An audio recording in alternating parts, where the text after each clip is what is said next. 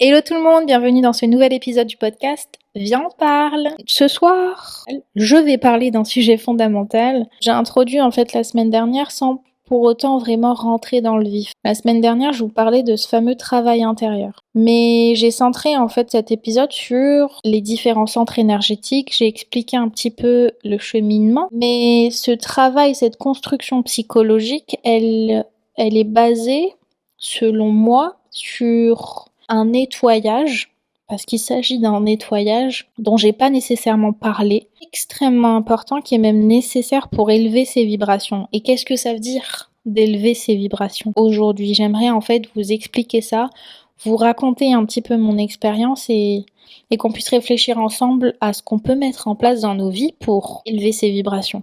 Mais qu'est-ce que c'est? Qu'est-ce que c'est vraiment de faire un travail intérieur? C'est pas forcément logique pour certains, et ça ne l'a pas été pour moi. Je prenais même pas conscience que j'avais un travail intérieur à faire. Mais pourquoi c'est si crucial, et surtout, comment est-ce que ce travail à l'intérieur de nous influence-t-il notre énergie, notre vibration, et donc, comme je le disais la semaine dernière, notre capacité à attirer ce qu'on désire dans notre réalité. Et j'aimerais qu'on parle de ça, de ce qu'est le travail intérieur, pourquoi est-ce que c'est essentiel pour guérir. Je vais aborder les différentes blessures émotionnelles profondes qui nous freinent, qui sont essentielles en fait pour faire ce travail intérieur, et toutes les méthodes concrètes pour commencer en fait ce travail de guérison. J'espère qu'à la fin de cet épisode, tu auras en fait une vision claire et pratique de ce que tu peux mettre en place en fait dès aujourd'hui pour commencer à transformer ton énergie de l'intérieur. Ce que ça va vraiment impliquer dans ta vie. Comme je le disais, le travail intérieur, c'est un processus de nettoyage énergétique et émotionnel. Et tout au long de notre vie, il faut comprendre qu'on accumule des blessures. On les accumule. On accumule des blessures, des traumas, des peurs, des croyances limitantes. Et tout ça, elles agissent en fait, elles constituent comme des couches comment je pourrais dire ça, de pollution émotionnelle qui vont venir alourdir votre énergie, qui vont venir alourdir votre vibration, notre vibration. Et chaque fois en fait qu'un événement déclenche une réaction forte, donc colère, tristesse, culpabilité, jalousie, angoisse, anxiété, peu importe. Ce n'est pas en fait l'événement lui-même qui crée ton émotion, mais c'est la blessure à l'intérieur de toi qui a été réveillée, qui a été activée en fait. Loi de cause à effet. L'effet, c'est l'événement, c'est ce qui se passe en fait à l'instant T. La cause, c'est l'émotion qui a été créée en fait à cause de cette blessure qui, de base, en fait, elle est endormie à l'intérieur de toi. Tu ne la ressens pas au jour le jour. On n'est pas tout le temps là en train de subir nos blessures. On s'en rend pas compte. Mais c'est certaines circonstances, certaines situations qui les éveillent, qui les réveillent à l'intérieur de nous, qui les activent. Pour légitimer cette blessure, on va avoir des réactions qui sont là pour nous défendre, pour nous protéger. Le travail intérieur, en fait, c'est tout simplement apprendre à reconnaître, à comprendre et à transformer en fait ces blessures au lieu de vivre en mode autopilote, en mode réaction automatique parce que j'ai l'habitude de réagir comme ça, je vais réagir. Et c'est pour ça que le travail à l'intérieur de nous n'est pas une option en fait, c'est une nécessité. Si tu veux évoluer, si tu veux guérir, si tu veux attirer à toi une vie qui est alignée, il faut que tu passes par là. Je parlais de l'argent, mais en vrai, l'abondance, en fait, c'est beaucoup de choses. Ça couvre énormément de choses. J'ai pris l'exemple de l'argent parce que dans ce podcast, je parle aussi de business, mais c'est aussi, ça peut être le cas de personnes que tu aimerais avoir dans ta vie, ça peut être le cas effectivement, de possession, ça peut être des désirs émotionnels, ça peut être des gens, ça peut être des guérisons, ça peut être des situations que t'aimerais, en fait, attirer à toi, que t'aimerais vivre. Et donc, ce terme d'abondance, pour être abondant, il faut être aligné. Pour être aligné, il faut être guéri. Cet épisode va se concentrer sur cette fameuse guérison. C'est parti. Je vais essayer de ne pas trop souffler sur le micro. J'ai remarqué que ça soufflait un petit peu. J'espère que ça n'a pas trop été le cas. Donc, en fait, déjà, première phase, comprendre ce qu'est le travail intérieur. Ensuite, en fait, on va comprendre pourquoi est-ce que c'est important. La semaine dernière, je vous disais quoi? Que tout dans l'univers est énergie. Les pensées sont énergie, les émotions sont énergie, les actions, donc les paroles, j'ai pas parlé de paroles, des mots, mais c'est aussi le cas, les paroles sont énergie, les actions sont énergie, elles émettent en fait une vibration. Cette vibration va déterminer ce que tu vas attirer à toi. La loi de cause à effet. Si tu vibres dans la peur, tu vas attirer des situations qui nourrissent cette peur. Si tu vibres dans la confiance, tu vas attirer à toi des opportunités qui résonnent avec cette confiance, avec cette certitude. Le travail intérieur, en fait, c'est le processus qui te permet de passer d'une vibration basse à des vibrations hautes, en transformant ce qui, à l'intérieur de toi, tire ton énergie vers le bas, naturellement. Sans ce travail de transformation, de construction, de nettoyage émotionnel, en fait, tu vas répéter des schémas. Tu vas répéter des schémas de pensée et tu vas répéter un cycle, sache-le. Dans ta vie, tu vas continuer à vivre des mêmes situations. Tu vas continuer à rencontrer le même type de personnes, le même type de situation et tu auras nécessairement les mêmes circonstances à la fin. Le créateur va mettre en fait en face de vous des situations très similaires, va attirer à vous des gens très similaires, des jobs très similaires. La réponse, elle est très simple. Tant que tu ne changes pas à l'intérieur de toi, l'extérieur va continuer de refléter tes blessures. Le changement, il est à l'intérieur de toi-même. Et tant que tu n'as pas fait ce travail à l'intérieur de toi, tu ne changeras pas tes circonstances, tes conditions extérieures. À partir de là, avec ton libre arbitre, etc., tu vas te créer en fait une nouvelle branche de réalité. Tu vas te créer en fait une réalité qui sera en cohésion avec ta vibration, qui sera en cohésion avec tes croyances et ton énergie. On commence en fait par la conscience. On observe nos réactions dans des situations de la vie quotidienne. Ça, c'est la première chose qu'il faut que tu mettes en place. Observer, faire de l'auto-observation comme je disais, pour identifier ses propres réactions. Exemple, quelqu'un ne répond pas à ton message. Tu envoies un message, une personne ne te répond pas. Tu vas ressentir automatiquement de l'angoisse, tu vois. Tu vas lancer un projet, ça va échouer, tu vas ressentir de la colère et de l'injustice. Une personne va te critiquer, tu vas ressentir de la honte. Tu peux ressentir de la colère aussi.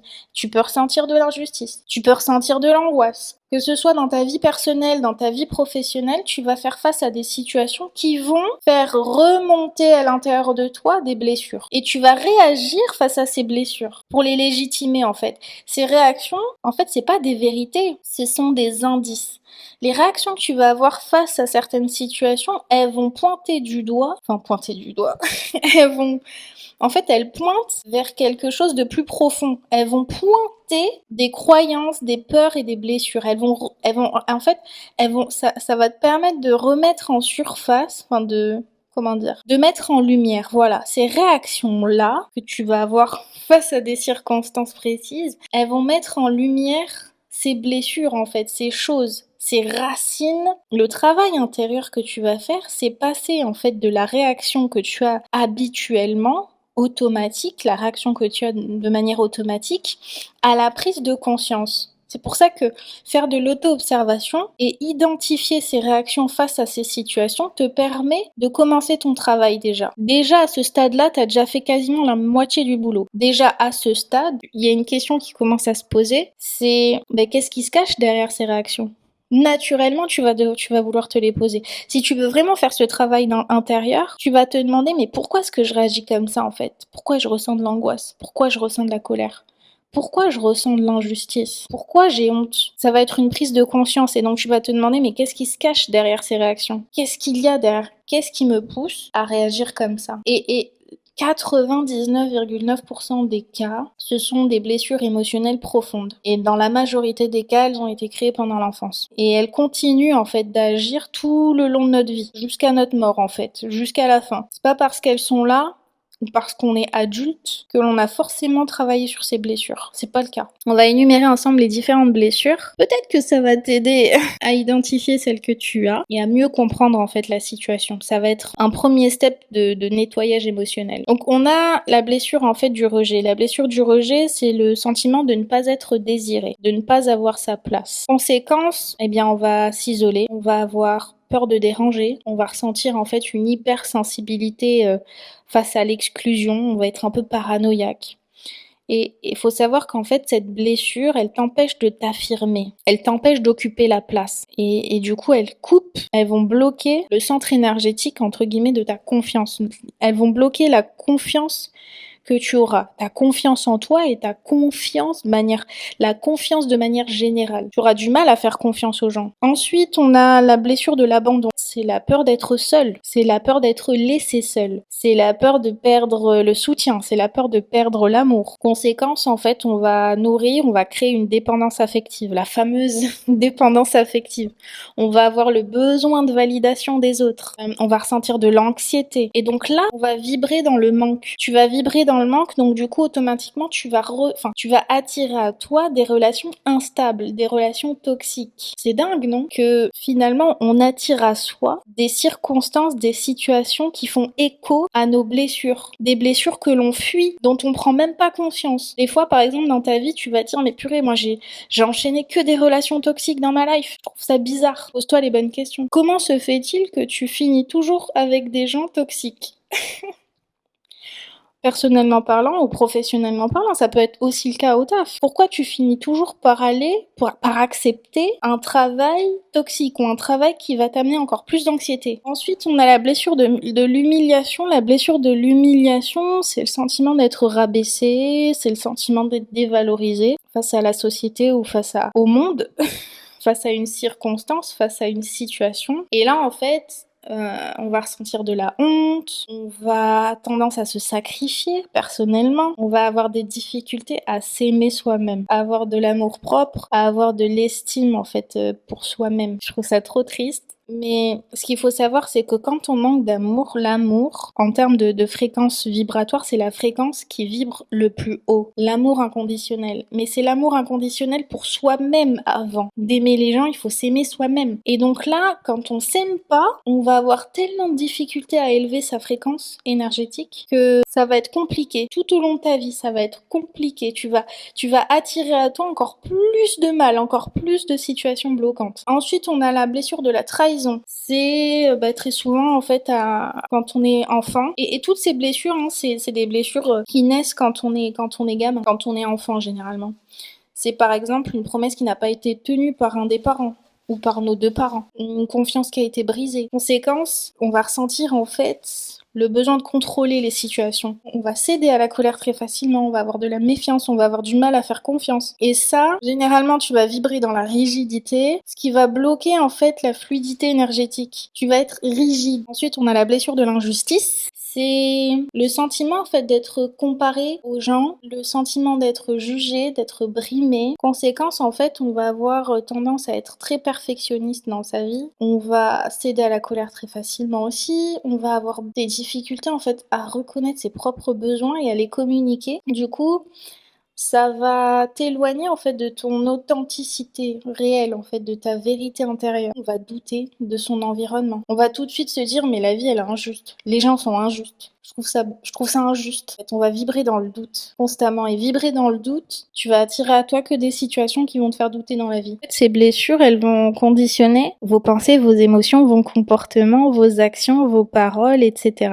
Et elles vont conditionner également ce que vous allez attirer à vous, l'abondance. Elles vont bloquer en fait votre abondance naturelle que vous possédez naturellement à l'intérieur de vous, que vous êtes en capacité d'attirer dans votre vie, dans votre réalité. La semaine dernière, je parlais des attaques spirituelles et je disais qu'en fait les centres énergétiques qui correspondent à des énergies spécifiques et à des états d'âme à l'intérieur, enfin à notre état d'âme, très souvent en fait ils sont ciblés stratégiquement, c'est une chose, mais il faut aussi savoir en fait que ces attaques spirituelles permettent de nous garder dans des fréquences vibratoires basses et accentuent ces blessures. Vous allez avoir des schémas de pensée qui vont accentuer ces blessures-là et qui vont légitimer vos croyances, vos émotions, vos comportements, vos actions. Et c'est très important à comprendre parce que si on n'a pas fait ce travail-là, c'est une catastrophe. Ne pas faire ce travail, Ne pas en prendre conscience, c'est une chose. Prendre conscience de ça et ne pas faire ce travail, ça va avoir des répercussions catastrophiques dans votre vie. Et fort heureusement, je trouve que de nos jours, on en parle beaucoup, on en parle de plus en plus, c'est cool, les gens en parlent ouvertement, on commence à comprendre que les traumas existent, que les blessures existent et qu'on peut travailler dessus. Mais c'est pas évident de se dire, déjà c'est pas évident de se dire purée, j'ai une blessure, pas évident de se le dire ça. C'est pas facile d'accepter d'en avoir et d'accepter de devoir faire ce travail parce que c'est long. Enfin, c'est long. Ça peut changer. Hein. Votre état d'esprit peut changer très vite quand on est dans le bon environnement avec les bonnes personnes ou quand on accepte de faire cette recherche, de creuser, etc. Mais c'est pas évident pour tout le monde et c'est certainement pas facile. La blessure, en fait, de l'injustice, elle va créer à l'intérieur de vous un désalignement. Elle va vous pousser à vivre, en fait, dans le contrôle. Et vous allez avoir des difficultés à reconnaître vos besoins, à reconnaître vos émotions. Vous allez rejeter la spontanéité, le côté un peu imprévisible, etc. Parce que la spontanéité et l'imprévisibilité font un peu opposition à la rigueur et à l'organisation que le perfectionnisme nous demande d'avoir. Comme on est perfectionniste généralement, eh bien, on va être dans le contrôle. Et être dans le contrôle, faut savoir que on peut pas être tout le temps dans le contrôle.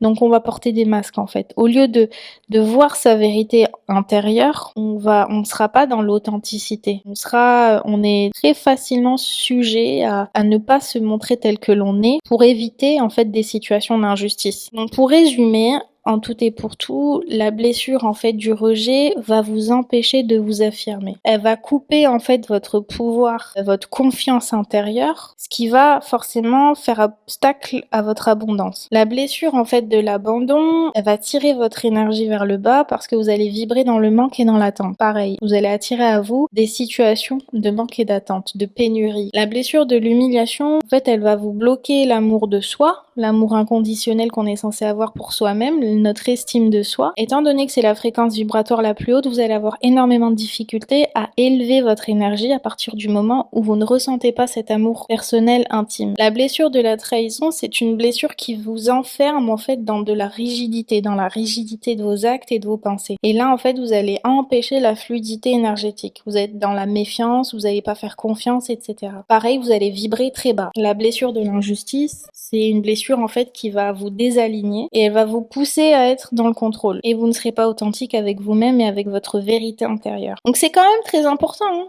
Franchement, c'est super intéressant. C'est super intéressant d'identifier certaines situations que l'on a vécues pendant l'enfance, de comprendre et d'accepter que l'on a ces blessures et de comprendre en fait le lien énergétique avec ces blessures entre votre expérience passée, votre énergie actuellement et ce qui se passe dans votre vie. Super intéressant. Mais du coup, ça veut aussi dire que grâce à ça, en fait, on est en capacité de pouvoir guérir. On poursuit. J'aimerais en fait vous expliquer pourquoi est-ce que ces énergies, elles vous maintiennent en fait dans des vibrations basses. Faut savoir en fait que chaque fois que l'une de ces blessures est activée, vous allez réagir avec des émotions denses. Vous allez réagir avec de la peur, de la colère, de la honte, de la tristesse, etc. Ces émotions, en fait, ce sont des vibrations très basses. Elles bloquent votre énergie vitale, comme je le disais la semaine dernière. Si ta blessure du rejet, elle est active, tu vas inconsciemment fuir les opportunités et tu crois que t'as pas ta place. Le fameux syndrome de l'imposteur. Si ta blessure d'abandon, est ce que j'ai vécu personnellement, si ta blessure d'abandon est active, tu vas vibrer dans le manque et tu vas attirer à toi des relations instables. Si ta blessure d'injustice est active, tu vas vibrer en fait de la colère. Du coup, tu vas céder à la colère très vite.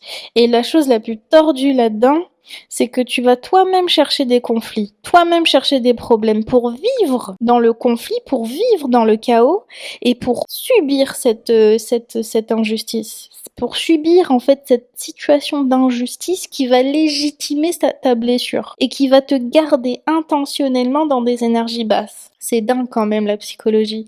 Au final, on se rend compte que nos blessures en fait qui ne sont pas guéries, elles pilotent notre vie. C'est elles qui contrôlent notre vie. Les stimuli extérieurs, intérieurs aussi, le fameux West-West, chez nous on appelle ça comme ça. Ce stimuli, cette chose qui est là cette petite voix dans la tête, qui est là en fait pour te dérouter, c'est elle qui contrôle ta vie. Parce qu'elle te contrôle à travers ses émotions, Ces blessures qui n'ont pas guéri, que tu as choisi à un moment ou à un autre de ne pas guérir. Et c'est comme si en fait tu avais dans ton cerveau un programme caché en fait qui va tout le temps créer le même résultat. Comme je vous disais, en fait, vous allez vivre dans un cycle répétitif jusqu'à temps que vous avez compris la leçon. Jusqu'à temps que, à un moment donné, vous posez une question. Et j'espère que ce podcast vous permettra de vous poser cette question. Vous permettra en fait d'avoir cette petite graine, de planter cette petite graine à l'intérieur pour vous poser les bonnes questions. Est-ce que vous souffrez de ces blessures-là? Est-ce que vous avez subi ces circonstances-là, ces situations-là ou pas. Moi, avec beaucoup de transparence, j'ai vécu toutes ces blessures. Je les ai vécues les unes après les autres. J'ai vécu la blessure du rejet. J'ai vécu aussi la blessure de l'abandon. Ça a été, je pense, une de mes premières blessures, notamment quand j'étais enfant, avec l'absence d'un de mes parents. Ça n'a pas été nécessairement facile. Je n'avais pas, à ce moment-là, en fait, on conscientise pas quand on est gamin. Mais avec le temps, eh ben oui, j'ai eu, en fait, certains comportements de dépendance affective. J'ai eu ce besoin de validation dans ma vie. J'ai subi de l'anxiété. J'étais très anxieuse. Et c'était dû notamment à cette blessure de l'abandon que j'ai réussi, en fait, à mettre en avant parce que j'ai compris que dans mon enfance, ouais, j'ai vécu cette situation-là. De faire le lien, mais surtout d'accepter. On veut toujours paraître solide. On veut toujours paraître fort. On veut toujours paraître impénétrable quelque part. J'ai vécu aussi la blessure du rejet. Ça a été accentué également avec le fait d'être enfant unique. Donc je me suis isolée et j'ai cette facilité pour m'isoler très vite. J'ai une tendance à fuir les situations. Enfin, j'avais une tendance à fuir les situations très rapidement et d'avoir cette capacité d'isolement qui n'était pas forcément bénéfique pour moi en vrai. C'était pas forcément bénéfique parce que je fuyais certaines situations. J'ai vécu la fameuse blessure de l'humiliation aussi, très tôt dans ma vie. La fameuse blessure de la trahison, et c'est des blessures que l'on vit tout au long de notre vie en vrai. Hein. C'est des situations plutôt qui remettent en fait au goût du jour certaines blessures, ces fameuses blessures-là. Le game, je pense que le jeu en fait, on arrive à gagner la partie que quand on a compris comment réagir face à ces situations, quand on a compris en fait comment répondre face à des situations qui mettent en lumière ou qui remettent en fait sur le tapis ces fameuses blessures-là, qui nous font resubir quelque part ces blessures-là, les émotions en fait qui sont liées à ces blessures. La réponse est différente de la réaction. J'avais tendance à réagir. Aujourd'hui, j'ai tendance à répondre. C'est différent. C'est différent et c'est qu'une fois qu'on a intégré et qu'on a compris que ces blessures en fait nous maintiennent dans l'ombre, naturellement on va faire ce travail intérieur. Naturellement on va vouloir s'élever vers la lumière. Tu peux répéter 1000 fois les mêmes affirmations positives, écouter, je sais pas moi, des speeches de motivation, sourire à tout le monde comme ça, etc. Si au fond, toi, tu portes encore de la colère ou de la honte, cette énergie sera toujours là, toujours, ça partira pas. Parce que tu ne l'as pas guéri, tu ne l'as pas accepté. Tu n'as pas fait ce travail, en fait, à l'intérieur de toi pour changer ta condition extérieure. Très souvent, les blessures, elles sont pas conscientes. Des fois, on n'a même pas conscience qu'on les a. On n'a pas conscience qu'elles sont là et que c'est à cause d'elles, en fait, qu'on réagit. Et faire ce nettoyage, c'est se débarrasser de ce poids invisible qui nous tire vers le bas, qui nous rabaisse, qui rabaisse notre énergie. Vous avez un sac à dos. À l'intérieur de ce sac, en fait, vous avez des pierres. C'est comme enlever des pierres de ce sac à dos, en fait, qu'on porte pendant des années. Plus vous allez enlever de pierres, plus vous allez vous sentir léger. Plus votre énergie va augmenter. Parce que du coup, vous ferez moins d'efforts. Vous allez allouer moins d'énergie. Et l'énergie va circuler. Vous allez vibrer de plus en plus haut. Vous serez positif dans la vie. Vous serez de meilleure humeur, par exemple. C'est un peu comme quand on a bien dormi. Mais vraiment, là, le sommeil profond, réparateur, un truc de dingue. Vous réveillez, vous sentez revigoré, là. C'est un petit peu ça en fait. Cette énergie positive, elle va circuler à l'intérieur de vous. Parce que vous allez plus avoir ce poids sur les épaules. Je vous assure, c'est un truc de dingue. C'est libérateur. Pour comprendre, il faut le vivre. L'idée maintenant et l'objectif, c'est de comprendre comment on commence à guérir de ces blessures. Petit disclaimer, je ne suis pas psychologue ni thérapeute. L'objectif en fait de cette émission, c'est de discuter de certaines choses, de certains événements, discuter de mes expériences. Et peut-être qu'à travers ce que j'ai vécu, vous allez comprendre ce que vous vivez, comprendre certaines choses. Je suis pas là pour guérir vos blessures. L'objectif, c'est de vous mettre une petite graine dans la tête, de vous poser une question. La seule personne en capacité, encore une fois, de vous guérir, c'est vous-même. Vous êtes le protagoniste de votre histoire, de votre vie. Vous êtes votre propre sauveur et personne ne pourra prendre connaissance de ça et mettre en place certaines choses dans votre vie. En fait, je ne suis pas là pour vous dire comment vous devez penser et comment vous devez agir. Je suis là plutôt pour vous expliquer ce qui se passe, les mécanismes passent et ce que j'ai vécu. Peut-être qu'à travers ça, vous allez pouvoir débuter ce chemin et vous allez pouvoir implémenter, faire la même chose ou pas. On a chacun notre petit chemin dans la vie, on a chacun nos spécificités. Ce qui a fonctionné pour moi ne fonctionnera pas nécessairement pour vous. Ce qui est évident pour moi ne le sera pas nécessairement pour vous, mais ça peut peut-être aider. Donc why not? C'est toujours bon à prendre. Il faut savoir que la guérison, c'est pas quelque chose qui va se déclencher comme ça du jour au lendemain. C'est possible en soi.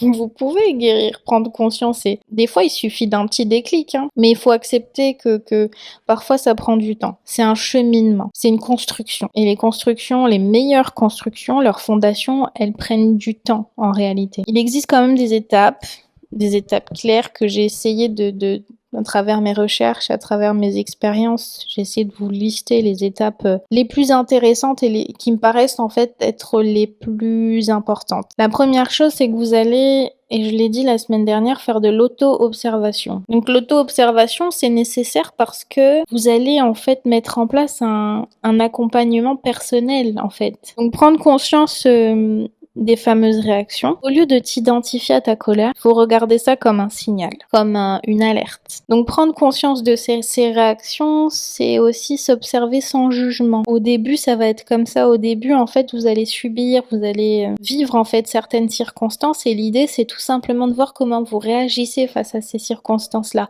Est-ce que vous avez vécu effectivement de la colère? Est-ce que vous avez ressenti de la peur? Au début, en fait, l'idée, c'est vraiment d'identifier les racines en fait de ces problèmes-là. Donc on va chercher les racines. On va chercher les racines et on va se poser des questions. Pourquoi est-ce que j'ai réagi comme ça? Et à chaque fois que vous allez faire face et que vous allez réagir, vous allez noter ces réactions, posez-vous cette question. Posez-vous la question de savoir pourquoi. Pourquoi est-ce que j'ai réagi comme ça? Pourquoi j'ai parlé comme ça? Pourquoi j'ai dit ça comme ça? Etc. Pourquoi j'ai agi de cette façon-là? Et continuez en fait de vous demander d'où ça vient. Enfin, il faut pas s'arrêter en fait à votre première réponse. Très souvent, l'ego prend le dessus. L'ego va vous donner une réponse un peu biaisée, un peu faussée pour vous rassurer. Et parfois, il faut creuser un peu plus pour comprendre. Jusqu'à trouver vraiment la blessure racine dont j'ai parlé. Jusqu'à vraiment trouver, jusqu'à déterrer ce qui s'est passé dans votre vie. Hein. Ça peut être ça. Essayer de comprendre qu'est-ce qu'on a vécu par le passé, et notamment quand on était gamin, qui nous pousse à agir comme ça aujourd'hui. Sur quelle base ?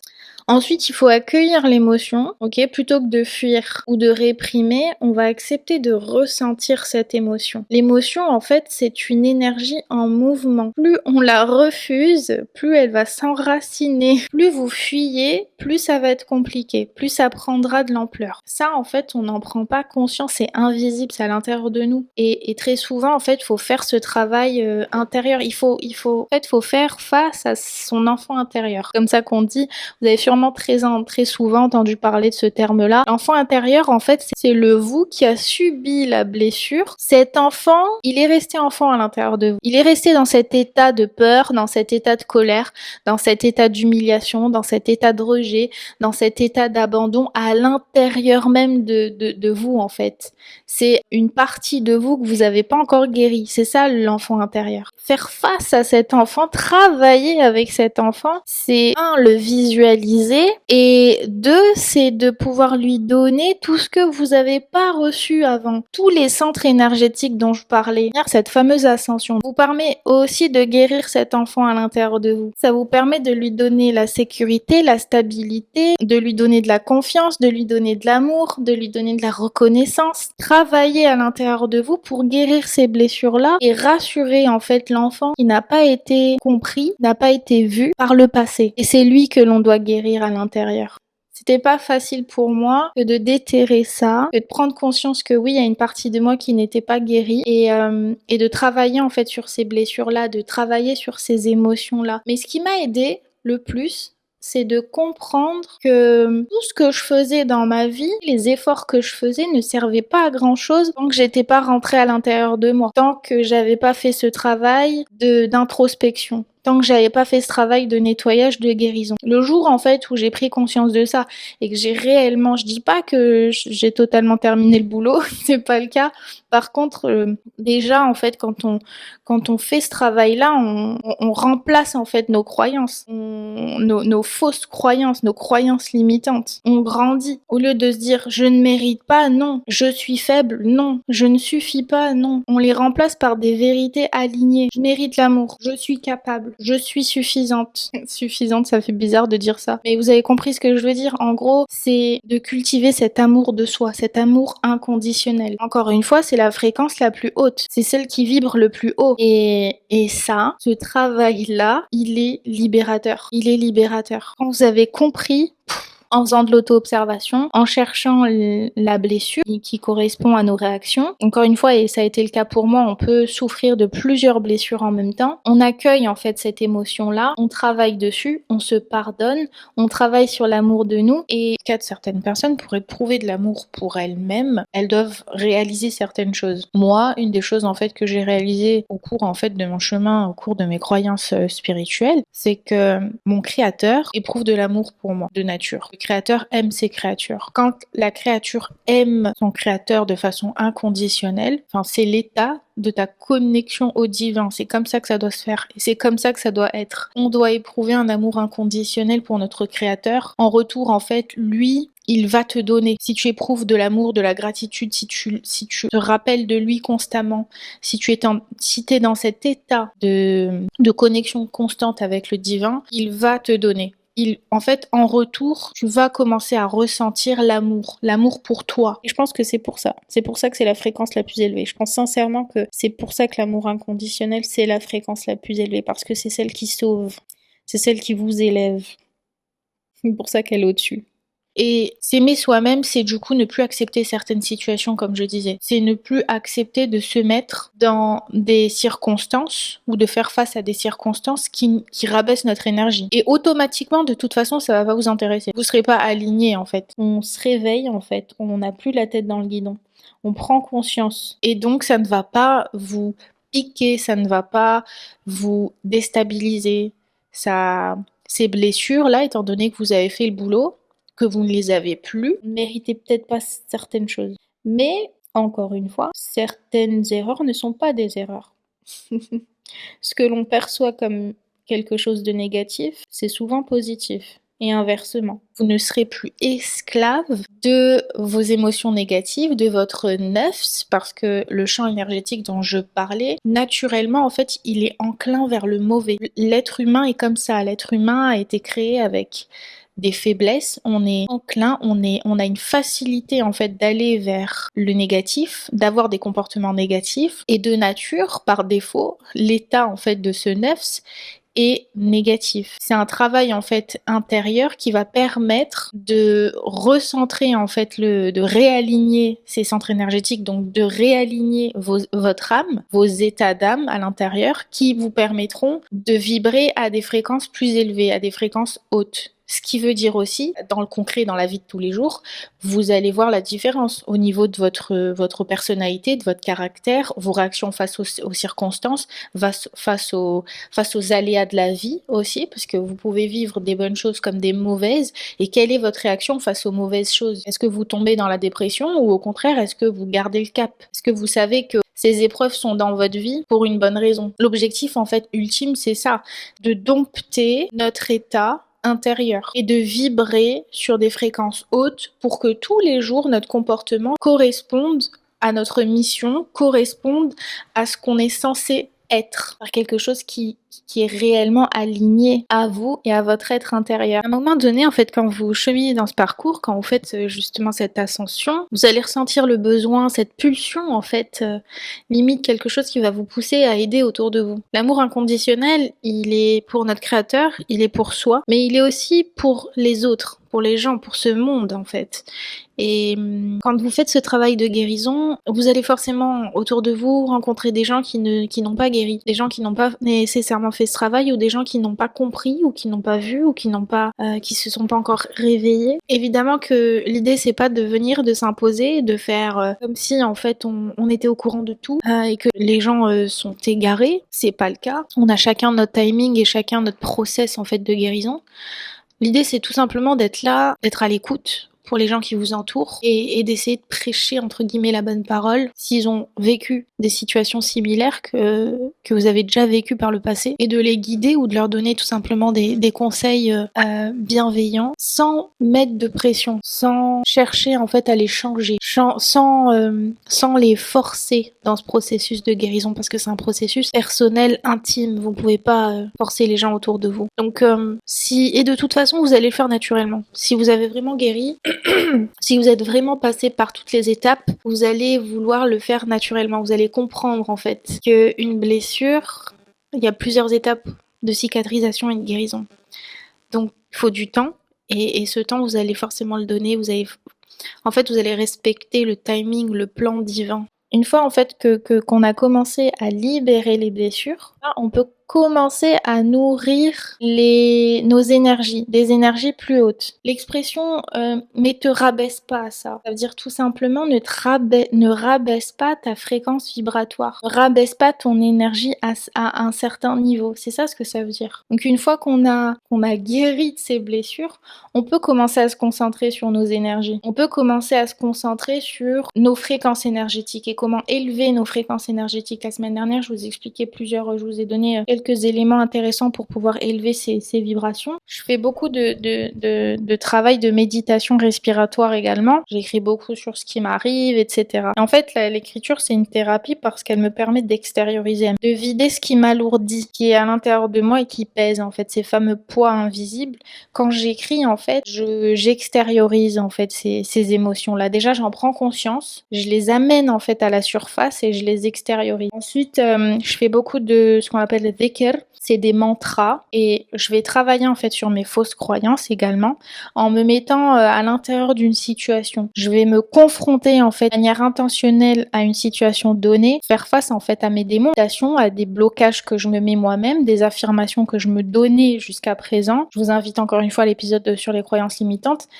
Une des choses qui permet également de transformer votre énergie et de guérir ces blessures, c'est faire ce travail sur votre enfant intérieur, également se demander pardon, travailler sur le pardon de soi, c'est-à-dire qu'en gros se demander pardon à soi-même, mais aussi travailler sur le pardon envers les autres. Parce que quand on fait ce travail intérieur, quand on fait ce travail de soi, quand on prend conscience que ces blessures existent, on prend conscience que d'autres personnes peuvent les subir et peuvent les vivre en fait. Même les avoir sans en avoir conscience. Et à partir de là, en fait, on comprend mieux certaines réactions que les autres peuvent avoir avec nous. Et quand on comprend que les réactions des autres sont très certainement dues à des blessures cachées ou des blessures inconscientes, on a beaucoup plus de facilité à pardonner certaines choses, à pardonner certaines circonstances. Maintenant, je pense que, et pour moi et dans mes croyances, le hasard n'existe pas, les coïncidences n'existent pas. Si on a été amené à vivre une situation avec quelqu'un, c'est parce qu'on devait passer par là. Et donc, si la personne a eu des mots blessants, si la personne a eu des comportements étranges, des comportements qui peuvent vous décevoir, etc. Effectivement, c'est de se dire que la personne a peut-être vécu des choses qui n'ont pas été faciles dans sa vie.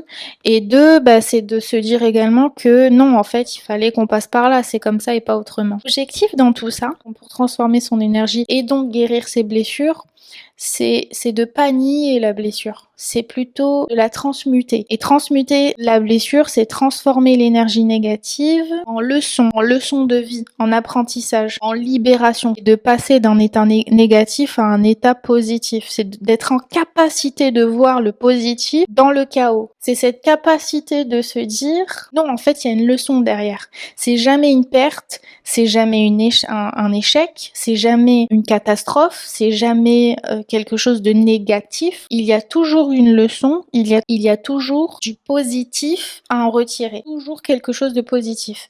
Et en pensant comme ça petit à petit dans votre vie, vous allez voir beaucoup de choses changer. J'ai beaucoup parlé de la gratitude, c'est quelque chose de très important, de pouvoir cultiver cette gratitude, encore une fois. L'idée aussi, c'est d'être dans la méditation, mais dans la présence. Dans la présence. C'est apprendre en fait à revenir dans l'instant présent, au lieu de se disperser en fait dans l'espace et dans le temps, c'est-à-dire qu'au lieu de rester prisonnier de son passé et de ce qui a pu se passer par le passé, et ou d'être angoissé par ce qui pourrait être dans le futur, c'est plutôt de vivre dans l'instant présent. Parce qu'encore une fois, le passé n'existe plus, c'est derrière nous. Ce qui existe en fait, c'est votre libre arbitre à l'instant T. C'est ce que vous décidez de penser, c'est ce que vous décidez en fait de ressentir, c'est ce que vous décidez de mettre en place et vos actions dans votre vie qui sont les plus importants. Il faut éviter de disperser son esprit dans quelque chose qui n'est plus ou qui n'est pas encore. Restez dans le moment présent. Et la méditation, en fait, elle vous aide à vous ancrer. C'est ça. Quand je parle d'ancrage, le fameux champ énergétique de la racine dont je parlais la semaine dernière, c'est cette capacité de rester également à l'instant T. C'est d'être ancré dans son présent, d'être ancré dans sa vie, de poser les bases. C'est cette stabilité, cette sécurité que l'on arrive en fait à mettre en place, mais en travaillant également sur ce qui se passe dans notre vie présentement. C'est toutes ces décisions financières, tous ces choix de vie, c'est tous ces choix de vie importants que l'on prend à l'instant T qui influent en fait notre réalité à un moment donné, notre branchement. Je vais faire un épisode sur le multiverse et tout ce qui est monde parallèle, vous allez mieux comprendre ce que je veux dire par le libre arbitre et l'instant T et ces fameuses réalités, ça arrive bientôt.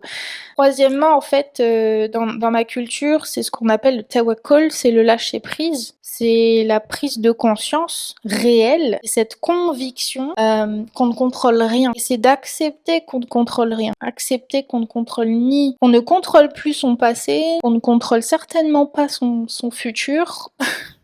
Et que la seule chose qu'on contrôle, c'est notre capacité en fait à discerner le bien du mal. Quand on est face à une situation qui nous déstabilise, qui met en lumière certaines blessures, qu'est-ce qu'on décide de faire? Quelle est notre réponse face à la situation? Est-ce qu'on décide d'accepter que peu importe ce qu'on décide de faire, c'est ce qu'il fallait qu'on fasse.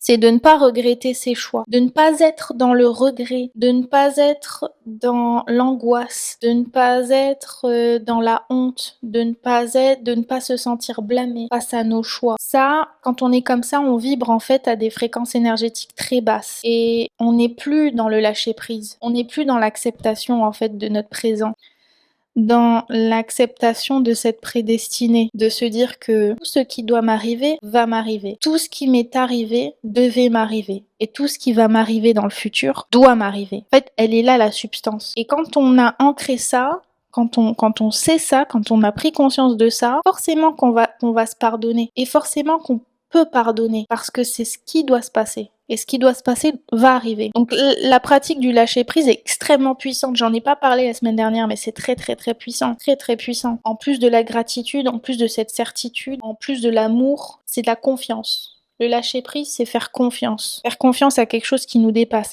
Faire confiance à un plan qui est là, qui est parfait et qui nous amènera, peu importe nos choix de vie à l'instant T. Si on décide de se poser les bonnes questions, il nous amènera là où on doit aller, parce qu'il est parfait. Gratitude, quotidien, orienté volontairement. En fait, il faut orienter son attention vers ce qui est positif dans la vie. C'est s'ancrer dans le moment présent, le temps de regarder ce qu'il y a autour de soi et être reconnaissant. Être reconnaissant de ce que l'on a. Ne pas vivre dans le manque, mais vivre dans la plénitude. Vivre dans la satisfaction de ce que l'on a. Quand je parle d'abondance, et on peut vite faire l'amalgame, vouloir de l'abondance dans sa vie, c'est pas forcément dire vivre dans le manque. Vouloir de l'abondance, c'est tout simplement prendre connaissance qu'on a la capacité de pouvoir amener à soi des choses en fait qui vont nous faciliter dans la vie, qui vont nous permettre d'aller vers la bonne direction. Et j'en ai pas parlé également la semaine dernière, mais je trouve que c'est intéressant et très important. Il faut accepter de se faire entourer. De se faire entourer, soit quand on a des difficultés à faire ce travail intérieur.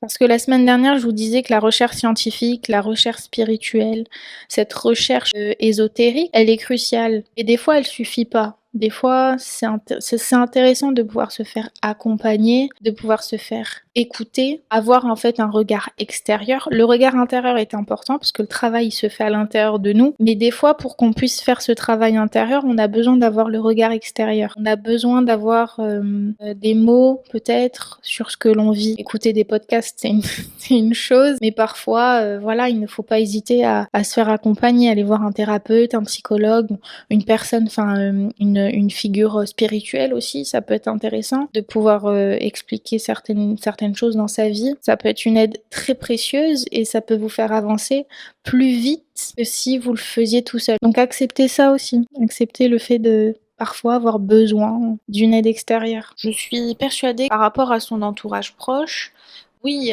c'est bien de se faire entourer, d'avoir en fait présence autour de nous. Par contre, je pense pas que ce soit judicieux ni sain dès lors qu'on a besoin de conseils ou d'avis ou sur ce fameux parcours, sur cette fameuse ascension, sur votre état d'esprit, sur votre paix intérieure, sur tout ce qui est relatif en fait à votre spiritualité, à vos croyances, à votre religion, etc.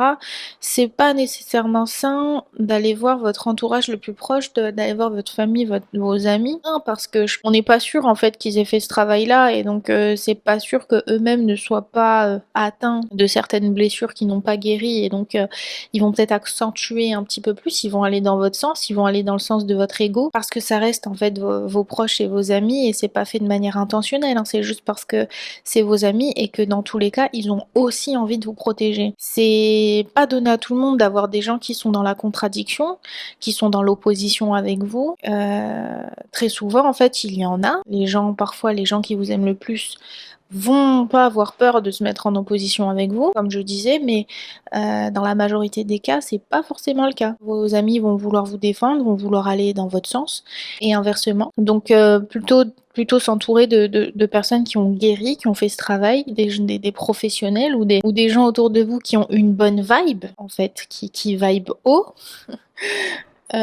Et dont leur vie, en fait, à partir du moment où vous observez leur vie, vous voyez qu'il y a un certain équilibre, qu'il y a une stabilité, qu'il y a une tranquillité dans leur vie, et c'est peut-être vers ce genre de personnes-là qu'il faut tendre.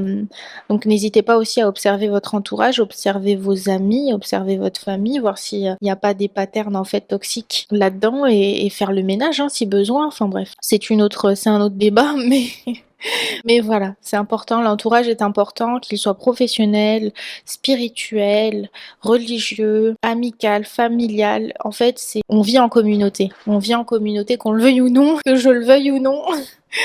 Parfois, moi, en tant que solitaire, c'est pas encore chose facile que de devoir s'ouvrir à notre entourage, mais bon, des fois c'est obligé, et des fois on n'a pas le choix, des fois on doit passer par là et enfin on peut pas tout faire tout seul dans cette vie. On peut pas tout faire tout seul. C'est pas possible. Faut se faire entourer par moment. Donc voilà, n'hésitez pas à vous faire entourer et à accepter l'aide des autres. Ce travail sur les blessures, ce travail sur l'énergie positive, les fréquences vibratoires élevées, tout ce que vous allez en fait implémenter dans votre vie, c'est parfois long. C'est parfois exigeant. Parce que ça va demander une discipline, ça va demander une conscience de soi, ça va demander un effort constant. Parce que vous allez voir en fait, une fois que vous avez fait tout ça, vous allez vouloir être constamment, en fait l'objectif c'est quoi? C'est d'être le plus longtemps possible dans le haut du panier. C'est de vibrer à des fréquences haute le plus longtemps possible et d'éviter d'aller trop bas en fait. Mais vous allez voir, dans la vie, c'est pas si facile. Dans la vie, c'est pas si simple de vibrer haut constamment parce que quand on commence cette quête intérieure, cette ascension, ce chemin spirituel ou ce développement personnel, il faut accepter qu'on sera toujours éprouvé. Toujours. On passera toujours des épreuves. Et c'est une bonne chose, c'est un bon signe que d'être éprouvé parce que c'est une opportunité pour vous d'évoluer dans la vie, d'évoluer spirituellement, d'évoluer intérieurement, de mieux comprendre ce qui se passe dans le monde, de sortir de cette matrice du monde physique, de la 3D, des choses superficielles et de comprendre en fait qu'il y a quelque chose qui nous dépasse, il y a un fil conducteur en fait, on n'est pas là par hasard. Et donc quelque part et je trouve que c'est intéressant, c'est que la paix intérieure, la vraie paix, pas vraiment de la sérénité, chez nous on appelle ça le sekina, la tranquillité. Quelque part c'est accepter qu'on sera peut-être jamais tranquille dans la vie. La paix, c'est accepter qu'on sera jamais en paix. C'est bizarrement dit, mais c'est un petit peu ça. C'est d'accepter qu'on aura toujours des circonstances dans la vie qui vont nous faire remonter, qui vont faire ressurgir certaines blessures. Mais c'est à nous, à travers notre comportement, à travers nos croyances, nos émotions, c'est à nous de choisir comment on répond face à ces situations. De ne pas céder à la réaction, mais de répondre. Et en fonction de votre réponse, c'est là en fait que vous allez vous trouver cette paix, cet équilibre en fait psychologique, cette balance. Je crois que c'est ça. Je pense que la paix, elle n'est pas conditionnée à travers ce que l'on peut voir, ce que l'on peut vivre, à travers l'absence ou la présence des gens dans nos vies, à travers les mots qu'on peut nous donner. La paix, elle est conditionnée à travers ce que l'on pense de soi, mais surtout à travers l'acceptation qu'on sera peut-être jamais réellement en paix et que tant qu'on est éprouvé, tant que l'on est face à des situations qui nous mettent mal à l'aise, c'est que quelque part on a encore un travail à faire. Et je pense que dans la vie entière, la vie est un apprentissage. On s'arrêtera jamais réellement d'apprendre. On s'arrêtera pas de comprendre. Il y a tellement de choses à découvrir que je trouve ça intéressant. J'espère que ça fait du sens. Enfin, je sais pas. À vous de me dire. Je tiens quand même à faire une petite parenthèse parce que c'est très important. C'est pas parce qu'on vibre à des fréquences basses de manière ponctuelle que c'est une catastrophe aussi. On peut très bien être amené à vivre certaines circonstances et à accueillir certaines émotions négatives parce elles extériorisent des états d'âme. Pleurer parce que on a vécu en fait quelque chose de compliqué, c'est pas mauvais. Ressentir de l'angoisse de manière ponctuelle parce qu'il nous est arrivé quelque chose, etc. C'est pas mauvais. En fait, l'idée c'est pas parce qu'on vibre à des fréquences énergétiques basses à un moment donné ou de manière ponctuelle que vous êtes sur le mauvais chemin. Au contraire. Parfois, il faut passer par là pour avancer encore plus dans votre parcours. Le tout, c'est de ne pas rester trop longtemps, de manière répétitive, de manière constante, aligné sur des fréquences vibratoires basses. Donc, vivre des situations d'angoisse, de colère, d'anxiété, trop longtemps, parce que du coup, ça va vous mener à une dépression. La dépression et la peur, c'est celle qui est en opposition directe avec l'amour inconditionnel. C'est les fréquences les plus basses qui existent. Donc, contrairement à ce qu'on peut penser, la haine, c'est pas la fréquence en opposition avec l'amour. C'est la peur et la dépression, et le désespoir. C'est ça, en fait, qui vous mène à attirer à vous des blocages, à attirer à vous des des pensées négatives, etc. Et malheureusement, et il faut le dire, très justement ça, quand on reste trop longtemps dans ces fréquences vibratoires basses, on se laisse emporter par ces stimulus extérieurs, par ces pensées négatives, et très souvent, quand on n'a pas le socle psychologique nécessaire ou les croyances nécessaires, on peut céder au suicide. Malheureusement, on peut mettre fin à sa vie parce qu'on est resté trop longtemps dans cette dépression. C'est le cas de beaucoup. Donc, il faut s'extirper de ça et rester le plus longtemps possible sur des fréquences vibratoires élevées. Précisément ça qui va donner du sens, du poids et de la valeur à votre vie. C'est ça qui va vous amener en fait à vivre votre vie pour les bonnes raisons. J'espère que je vous aurai apporté quelques éléments de réponse à vos questions. J'espère que j'aurai éclairé une partie de votre chemin spirituel. Encore une fois, je ne suis pas là pour guérir vos maux, mais plutôt pour appuyer peut-être certains éléments qui vous concernent et j'espère que vous aurez dans tout ça récupéré tous les éléments qu'il vous faudra pour cheminer. Et n'hésitez pas en fait à véhiculer encore plus d'amour autour de vous parce qu'on vit dans un monde malheureusement on s'éloigne en fait, on est dans la matrice, on s'éloigne des valeurs en fait d'unité et malheureusement c'est quelque chose que beaucoup de gens oublient au jour le jour avec les responsabilités, etc. C'est quelque chose qu'on ne doit pas hésiter à rappeler. On ne doit pas hésiter à rappeler avec amour et avec bienveillance qu'on est des êtres humains sur une planète et que l'on doit se soutenir les uns les autres. Et je pense que je suis un petit peu dans cette étape-là personnellement de mon parcours et de mon chemin. Je ressens vraiment le besoin aujourd'hui d'extérioriser et d'aider. Je ne veux pas avoir de la notoriété, de la visibilité, me faire connaître, etc. C'est pas du tout l'objectif. L'objectif, c'est de raconter, de mettre des mots sur des phénomènes qu'on vit tous au final. Et si je peux aider une personne, encore une fois, si je peux aider qu'une seule personne, eh bien, j'aurais fait ma part du contrat et je suis extrêmement fière de savoir que ce podcast vous a aidé dans votre compréhension et dans votre guérison. Je vous retrouve pour le prochain épisode. En attendant, n'hésitez pas à vous abonner, à cliquer sur la petite cloche pour recevoir les notifications. Bye bye!